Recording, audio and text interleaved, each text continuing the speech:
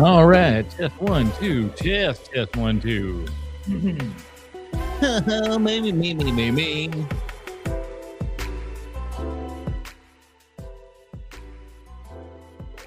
What to do, everybody?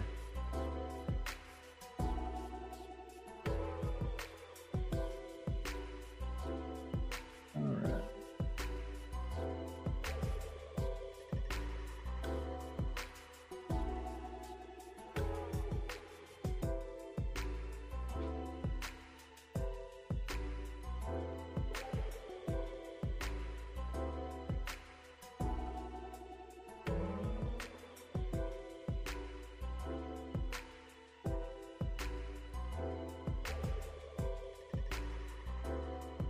All right.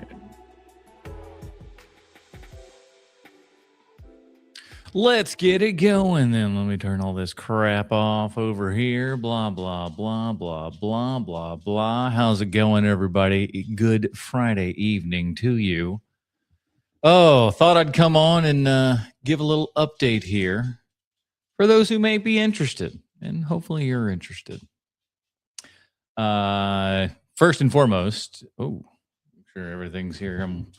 We're out here and appreciate you tuning in. This is I don't always do live broadcasts or anything else like that, but let me try to figure out how to get myself centered up here. There we are. So yeah, it's Friday evening, and I went out to go see the new Avatar movie. That's right, James Camron decided not to wait an entire, what are we going to call it, decade in between Avatar movies this time. He just waits 3 or 4. And we're here to talk about whether or not we should have maybe, we'll see, because with the future of Avatar, even before this movie came out, you really started seeing James Camron talk a whole bunch about not for nothing, but maybe I won't be doing more Avatar movies or something like that. And it's like, he could, as always with these Avatar movies, and this isn't a spoiler at all, but they end with a very much like, hey, this is the cemented end here. If it ended here, it would be fine. But there is a door open to the future if indeed someone wanted to continue down that hallway, as it were, to continue on with that metaphor. But this is kind of the same way. There's like, if indeed he wanted to do more, he certainly could. But if he also said, I don't really feel like doing these anymore, it's so much work. And that's what he definitely could say. He leaves it open, or he leaves the door to close, or for someone else to walk through, I suppose, as well. But we'll get into all of that kind of good stuff and everything and more. My dog is drinking like a mother over here. It is wild and crazy. Do me a big giant favor. Hit that like and subscribe button. We really appreciate that. And remember, this podcast streams normally on Sunday evenings at 8 p.m. Eastern. This week, we're covering the greatest movie of all time. Well, it's one of the greatest movies. It's one of the greatest Christmas movies of all time. That's right. It's Gremlins from 1984. Joe Dante's seminal 80s masterpiece. I love that movie. I can't wait to talk about it. I've been listening to the audio commentaries and stuff like that. So we're going to have a whole bunch of fun stuff to talk about as we lead up here into Christmas and everything. And do me the biggest of Christmas favors and hit that like and subscribe button. We really appreciate it. And hit that bell notifications for moments just like this, because I didn't tell anybody that we were doing this. I just said, hey, I want to talk about this new Avatar movie because I went to go see it. And I feel we got to talk about it at least a little bit here. But before we do that, I want to give you like a little bit of an idea for those of you that may not have listened to Hero Movie Podcast in our Volume 1, HMP Volume 1, where we did over 600 episodes of superhero movies and television shows and stuff. Just really like 600 episodes, 10 plus years of all that kind of good stuff. So we reviewed a buttload of things. And one of those movies was Avatar in Volume 1.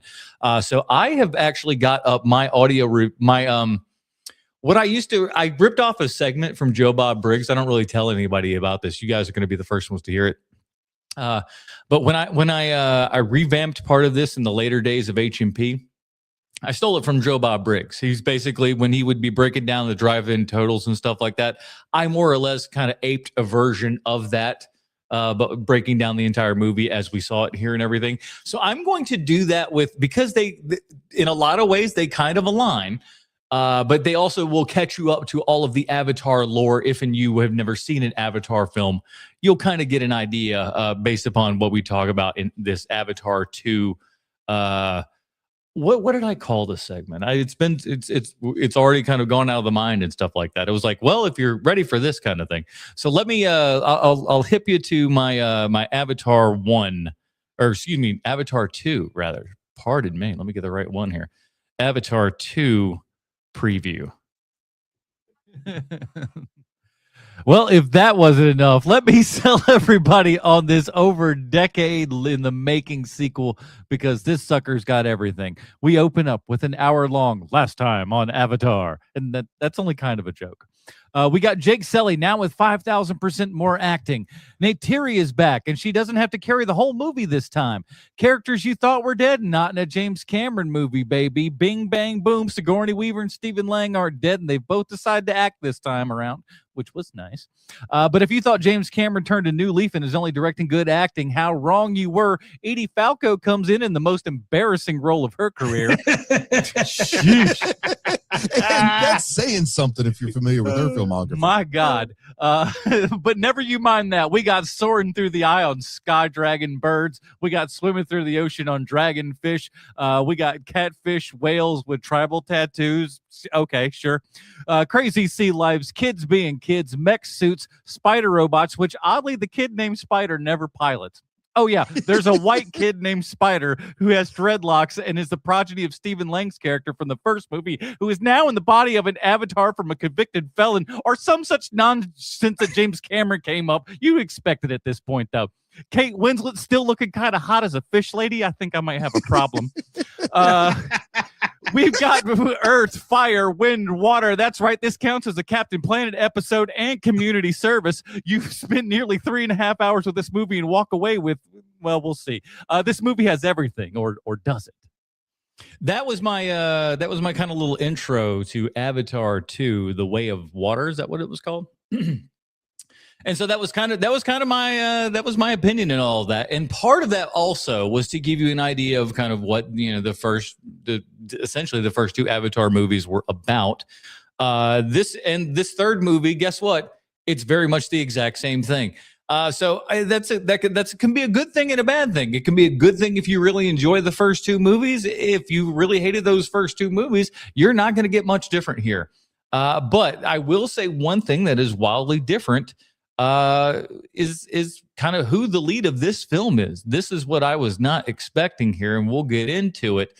But ladies and gentlemen, this isn't an Avatar movie. This is a Spider movie. This kid, these sons of bitches backdoored in Spider the movie. The kid I was ragging on about, the white kid with dreadlocks who's going around in a loincloth the entire film, does not change this film. Actually, so much so that he does have clothes on at one point, but he's like, I got to get these off, and then just strips off. He goes back to default mode here, which has got to be weird as an actor too, is that you're just kind of going like, well, got to get down to my skivvies every day here. Seems a little bit odd. Let's get into it before I kind of jump the gun here and everything. Here is the IMDb plotline. As we know, IMDb always 100% correct in everything they say and or do. Jake and Neytiri's family... Let me start over. Jake and Neytiri's family grapples with grief after, I'm going to screw up every one of these people's names, so we'll just give it a shot. Neytiri's death, encountering a new aggressive Na'vi tribe, the Ash people, who were led by the fiery Vanang, sure. As the conflict on Pandora escalates and a new moral focus emerges. IMDb, absolute ass. It's stumbly, bumbly, and it's bad enough that it's me, but my God. This is directed by James Cameron, written by James Cameron and about 15 other people. The way that it was all kind of written there, I'd have to like kind of look at it again to see, but ungodly amount of names. So that's both a good thing and a bad thing. This is starring Sam Worthington, Zoe Saldana's Oscar winner, Zoe Saldana, Sigourney Weaver, Stephen Lang, Una Chaplin, Kate Winslet, Cliff Curtis, Joel David Moore, CCH Pounder, Edie Falco is back. Is it worse than last time? We'll talk about it. Brendan Carroll, Jermaine Clement, Giovanni Ribisi is back, as well as David Willis. We got a whole bunch of people up in here. And so, yeah, man, there's a lot of the same coming back for the good old and the old Avatar here. And again, I'm not going to talk too much about spoilers or anything else like that. I'm just going to kind of give you my vibe on the movie, what I thought in kind of the future of where I think these Avatar movies might end up going. If in this movie either takes off or doesn't, I don't know. Let me real fast here because I'm a little bit curious. I did not look this up ahead of time. Let me see if they have any numbers at all on. Fire. Let me see if they, I don't know if they made $43 million on, no, that's international. I'm sorry. I was about to say, if they made $43 million on a Thursday, something's going wrong because ain't no movie done that. And I can't remember a damn time. I'll tell you that much. But here's the thing. This is, what I said about the last Avatar movie and everything, Avatar 2, The Way of Water, sure. When that comes in, they literally give you like an hour-long version of kind of, hey, last time on Avatar. That is almost that first hour of that movie is just kind of getting you back into the Avatar universe because it had been a decade since the last movie had come out. Well, this movie comes out and it does not hold your hand in one way at all, just at all. It does not hold your hand at all. And but curiously enough, because I went to this movie with my dad and my nephew, and my nephew had never seen an Avatar movie at all. He followed it well enough. Like he didn't understand everything. Obviously, couldn't tell you that people were once human at one point, kind of, but like not really. It's like one of those like it would sound like somebody who was drunk trying to retell a story to you. You'd be like, oh, I kind of get what you're talking about, but you're not making a whole lot of sense. That's what he would kind of give you back on this movie. And that's what this whole movie is. It is, here's the biggest problem, ladies and gentlemen. This movie is long, and it's James Cameron long. And that's to say it is, what do we say here on the IMDb? Let me look again. 3 hours and 17 minutes. That's a pip.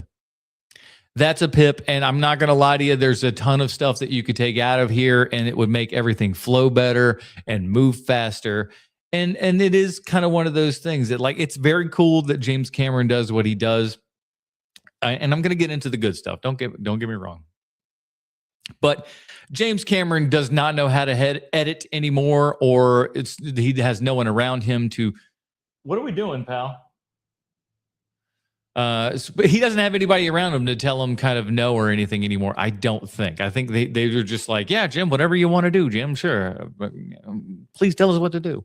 But overall, though, I felt. Let's start here with the first Avatar movie. I thought it was an interesting film. I thought that the technology and everything behind it was something that was interesting, but the story itself kind of lacking. Didn't really have it there. A lot of hammy acting and stuff like that. But, you forgive a lot because you got all the, the cat face people and all that kind of bull crap. But the second movie kind of turned me around on all of it. The second movie came in and I thought it was a far, far better film. It kind of like it took all the junk and like that first hour was kind of what that first Avatar movies more or less needed to be, was just about an hour and then get into the the meat of the good stuff here. And that's why, oddly enough, Avatar Fire and Ash feels a lot like Empire Strikes Back, in as much as when it ends, and again, like I said, it ends in an up enough note that if you wanted to end it forever, you could, but it does end on like a solemn kind of, for lack of a better word, Empire Strikes Back kind of ending. And they were just like, okay, this is going to be kind of that's weird for the third flick to have that sort of ending. But again, it's in a weird and odd way. I almost don't count that first Avatar movie because it feels like that was almost a tech demo trailer for what he wanted to do. And it's like, it was a 3-hour, like, here's the crib notes for that was his Silmarillion, if you will, for Avatar. That was just what he was showing you, that like, this is where it all kind of came from. And now we're going to get into the meat and bones of it in, episodes 2 and 3, as it were. And then maybe 4, 5, and 6, depending upon what James Camron wants to do. But we'll talk about that in just a sec. But let's before we get into like the super meat and potatoes of everything, I just want to say the things that I do like about it. First and foremost, James Camron still can direct the hell out of some action. Boy, oh boy, do I wish more directors had this sense of direction in action. It would change everything so much. And the shots are so clear, you can see where things are. And I saw things in 3D, so I went the full gamut for everything. So it was like the laser projection, 3D, Dolby Atmos, and all that kind of jazz. So I went for the full docket here and everything. James Camron himself would be proud, I would imagine. But it looks fantastic. It looks unbelievable, and nobody's making a movie that looks anywhere close to this. And honestly, I think if CGI today, CGI today in all movies deserves to look like it does in this movie. This movie is where like CGI should be, frankly, across the board. It should all look this good. I know that that's going to, break some brains and say, but the people are already overtaxed to begin with. And perhaps they are. Maybe we should be making less of these movies, but making them far more quality. Maybe that's something Hollywood might want to entertain for a change. Who's to say? But overall, it was a joy to look at, as per usual. It was really, really great. On the other hand, you have a James Camron and many, many others.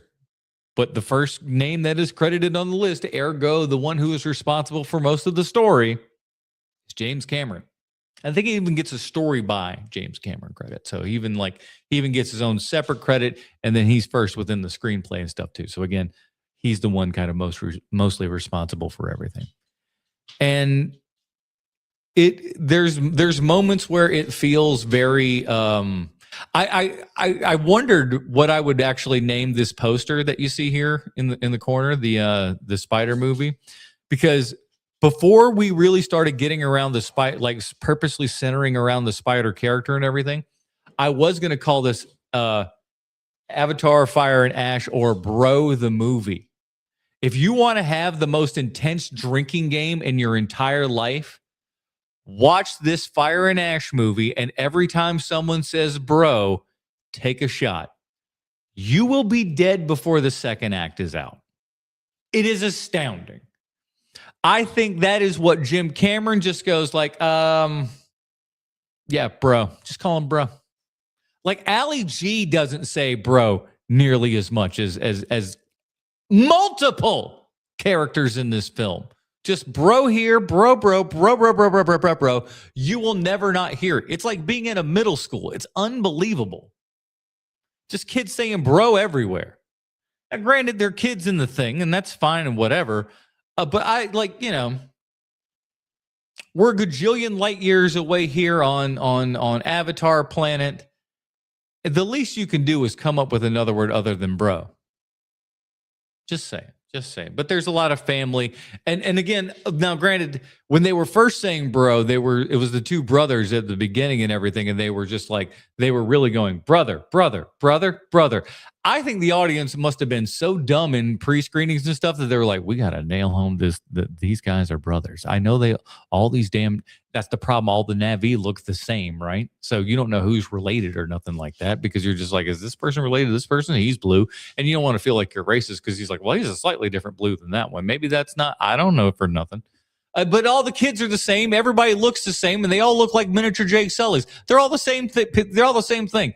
like there's cool and interesting designs everywhere in this, but when it comes to character design, they really just bite the bullet on. Now, some of them are unique and interesting enough to where you go like, oh, it's this guy, oh, it's that guy. You never remember their names. The only name that you will ever remember in any of these Avatar movies is Jake Sully, because they say Jake Sully a billion friggin' times. This movie, no different. But again, no different than the last film, though. I gotta say, Sam Worthington is doing fantastic. He really is. He's doing great with material that is not really great. It's not really well written kind of stuff.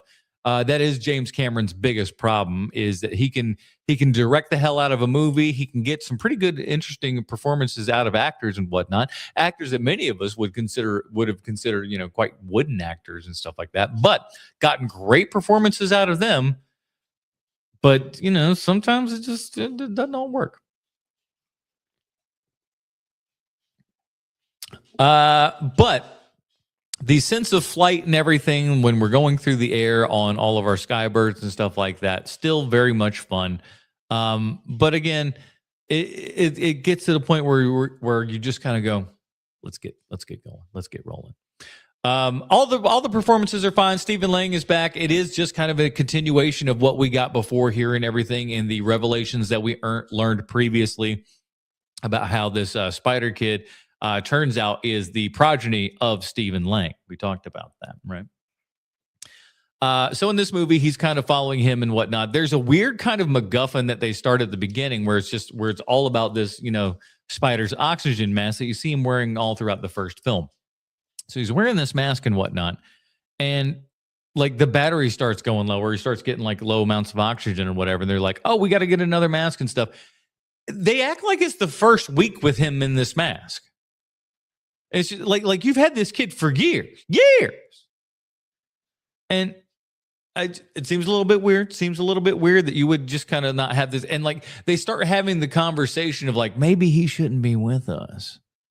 Maybe because this air is toxic to him, he should not be living here. And we only have so much of this. Maybe you should have had this conversation years ago. Maybe when he was a little child, be like, hey, by the way, we need to get this kid the hell out of here. He's a small child that can't breathe our air. Go home, little child. Go home. And he don't want to go home with this. He's like, I want to stay. And what? Choke to death on the atmosphere, you moron? Okay. But that's where things shift in this movie, and they shift in a way that I could have never imagined. And it is exactly as you see here in the in my little graphic. It is Spider the movie. Spider is ultimately the Jake Sully character, if you will, of this movie. I never thought I'd see the day, dude. I laughed at the Spider character. I thought he was stupid. I thought his line readings were awful in that last movie. And I got news for you, boys and girls. It's no different in this movie. They're still pretty bad. They're still pretty corny. There's some moments. He's got a couple of moments here and there where you go like, oh, look, there's a little bit of an actor sneaking out almost. And then he just kind of goes and ruins it again. It's not great. It's not great performances. But at the end of the day, I actually don't blame him. I blame James Camron. I blame James Camron for not only his performance, but for casting him in the first place and writing this character in the first place. I don't know what the point of it is. It's never really fun. And the Spider character's an idiot. And he's kind of a pain in the ass. He's a little bit of a hop along. Now, granted, he's a positive spirit. He's always out there raring to go. But what's he bringing to the party? He's Spider. He's boring. He's like you are in a world of superhumans who can breathe the oxygen of the planet. You can't do none of those things, and you're just like a tiny little. He's like driving around, like getting a hobbit around there, right? Like, what's the point of this? He's not going to do much damage. But it's Spider's movie, everybody. And some weird things happen. But nothing weirder than, again, now we saw it in the last movie, but we definitely get much more of it in this movie, is Sigourney Weaver is the child, so to speak, of Neytiri and Jake Sully. And yet somehow Sigourney Weaver's character for the first one is also still the mom, but then Sigourney Weaver is doing the voice of it, which is a weird thing looking at a character that's supposed to be like, I would think like a teenager or something. maybe a little bit older, something like that. Maybe like, I always thought she was like 16 to 18, somewhere in that neighborhood. Who could tell they're cat people? But it's weird hearing what we know is, 72-year-old Sigourney Weaver's voice coming out of there. They don't make too much of a difference to kind of change it or anything else like that to really kind of mask it in any way, shape, or form. It is just kind of Sigourney Weaver's voice. But she is acting again. I would imagine that's all kind of the regular motion capture for the face and whatnot. And it's really good.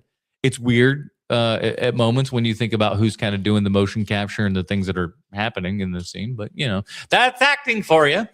But overall, we get a couple of rejoinders that we saw, and a couple of people, familiar faces are back. Giovanni Ribisi comes in for a couple of minutes, chews on a little bit of scenery and whatnot.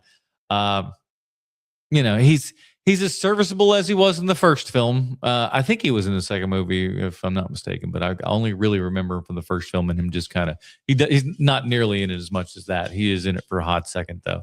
I think there's several characters that are in it just to kind of remind you, like, oh yes, this person is also in the universe. Remember this guy? You remember the Indian guy from Inception? Is he Indian? I don't want to be. I guess maybe he's Pakistani. I don't know. But there's several of those characters and stuff, and the white guy and the white medical guy and everything, who is kind of in the Avatar and stuff like that as well. Again, you don't get a lot of reminders as to what things were previously, so you are kind of scratching your head going like, oh yeah, I kind of remember that guy. But overall, the movie it's long. The movie is long, despite it being, well shot. It's not well paced at all. It's very long. It's very drawn out. It's very I don't want to say it's over dramatic, but it is just kind of like it's James Cameron-y. It is. It's a little bit of dialogue. I'm never quite sure what James Cameron's actually trying to say in this, if I'm quite honest.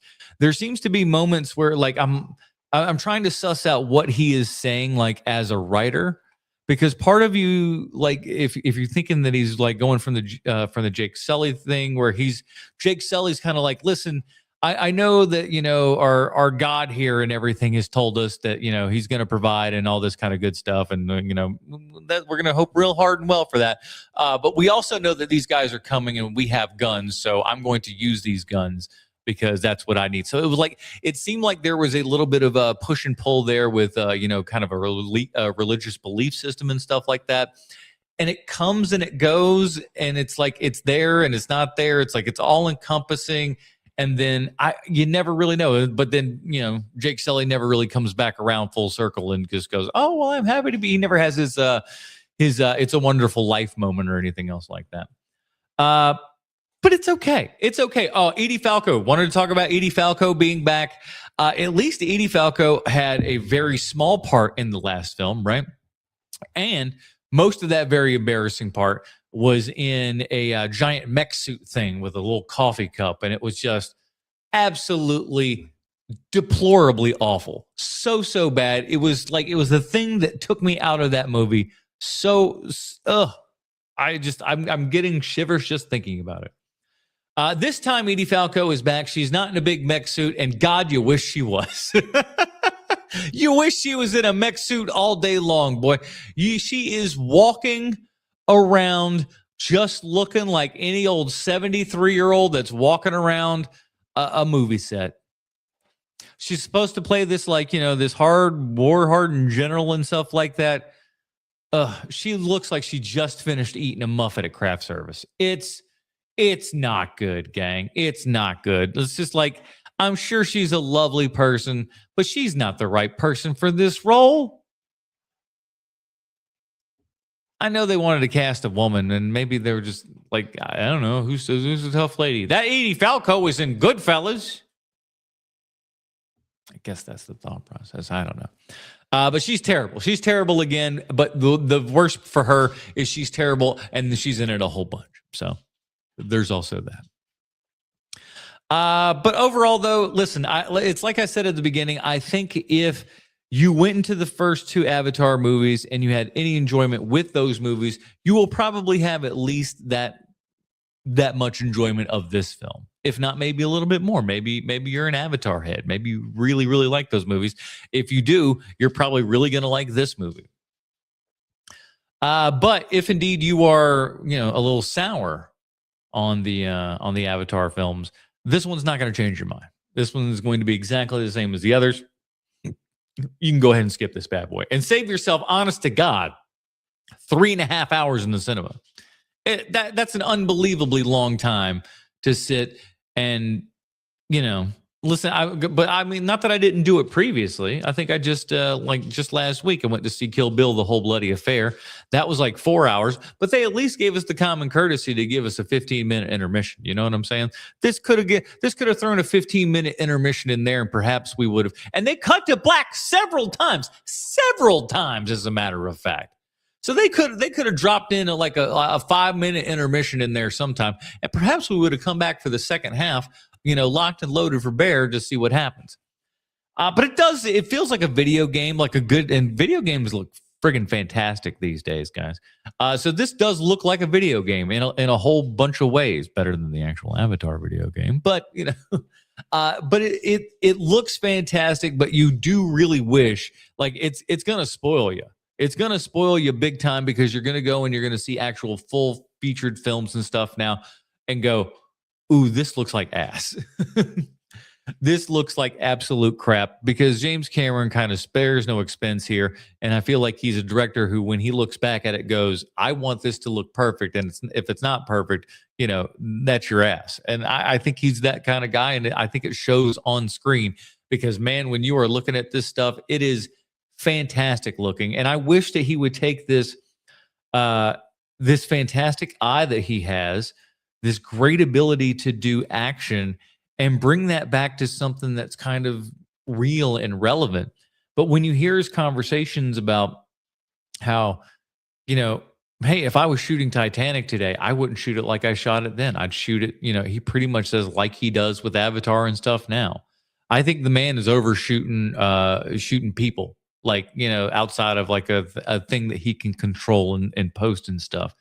I think James Cameron suffers from kind of the same thing that George Lucas does, where it's like he likes the kind of editing process, he likes to get into it and everything, but he doesn't like the creative process with you. If you're out of the picture, then everything's fine. He'll deal with you in as much as he actually physically needs you. But once he doesn't need you, that's when he's really happy. That's George Lucas. And I think that's James Cameron as well. Is he's just going to do what he's going to do, and damn anybody think anything else. I thought it was nice at the end where they did a little in memory of John Landau, the longtime producer there of James Cameron and many other people's stuff. I was like, man, that dude died with a bunch of zeros in his pocket. I'll tell you that much. But overall, like I said, Avatar is what it is. You're either going to love it or hate it based upon those previous films. This film is not going to change your way any way, shape, or form. It's either going to enforce or, actually it will. It will enforce your opinion one way or the other, depending upon where you were previously, I think. I don't know that this movie is going to change anyone's mind. I think if you hated the second one, you're certainly not going to like this one. Do with that as you will, everybody. And I'm going to be interested to see what the box office does, because at the end of the day, I think this movie would have to do buku bucks for them to do one more of these. Like I said, I think this is enough of with no spoilers here, this is enough of a finale of this movie that they don't need it. They don't need anything else in there. Why have it? Doesn't matter. And I think that's the case. I think that they need to just kind of stop it here. James Cameron needs to move on, do his own sort of thing, because I can't see a world where we keep doing more of these films. They're fine, they're okay, but again, it's not like watching Lord of the Rings. It's not like watching Star Wars. Not even Star Wars these days. You know what I'm saying? And I'm talking Star Wars these days. It's not even really that. It's better looking. I will 1000% tell you that it is better looking than Star Wars has ever looked. I wish Star Wars looked as good as Avatar did. Oh man, how that would look. And again, I just wish James Cameron would do other things. I mean, for example, like I keep mentioning it, but Michael Turner, comic book artist, died a couple years back. He had a book called Fathom that was like right up James Cameron's alley. It's all got to do with the, you know, hot ladies, the ocean, you know, people with barnacles on their body and shit like that. It would have been right up James Cameron's alley. I don't know why he didn't jump on that one. Seems like a given. But maybe he'll. I'd like to see him because Robert Rodriguez directed the Alita Battle Angel. He says he wants another one. So I don't know. Maybe he could do it. Maybe Rodriguez could do it. Bring that movie back. I enjoyed that flick a lot. But I don't know what James Cameron's doing next. I hope it's something with actual people in it. But I'm afraid that it's not going to be. But you know, after a while, you just gotta kind of realize maybe some of your cinematic heroes and stuff end up moving on and just doing whatever it is they want to do. But it's the realm of the rich guy. I'll definitely say that. Certainly someone that's not rich is me. So please hit that like and subscribe button. I really appreciate it. And if you really, really like this show, head over to patreon.com/HMP. Join up at any level. And, get on the show. We really appreciate all of our fine Patreon supporters and everything, man. That is it. Let's get a star rating here for it because I want to give you a final. I'm going to say Avatar, Fire and Ash, a.k.a. the Spider movie. I'm just going to give a solid 3 stars, 3 out of 5. I think that's pretty good. I almost went 3.5, but I think ultimately you got to remember that Spider is the kind of main character of this movie. And Spider sucks. It's as simple as that. Spider sucks. And you know what? You don't suck. You don't suck because you stuck around here and you listen to my stupid ass review. And I hope you want to come by Sunday evening, 8 p.m. Eastern, to come and listen to our stupid ass review of Gremlins from 1984. Joe Dante, Christopher Columbus, cameo by Dick Miller. What else could you ask for? It's a Christmas miracle. So get your eggnog and join us up here a Sunday evening at 8 p.m. Eastern. We really appreciate you. Thanks so much for hanging out and everything, guys. I also do TikTok Trash Tuesdays, where I get on the internet and talk about movie TikToks and stuff that are all kind of TikToks that are all movie related. Let's put it to you that way. So check out that. Check out the main show and everything. Like and subscribe. Thank you guys so much. And we'll see you next time. Oh, there we go.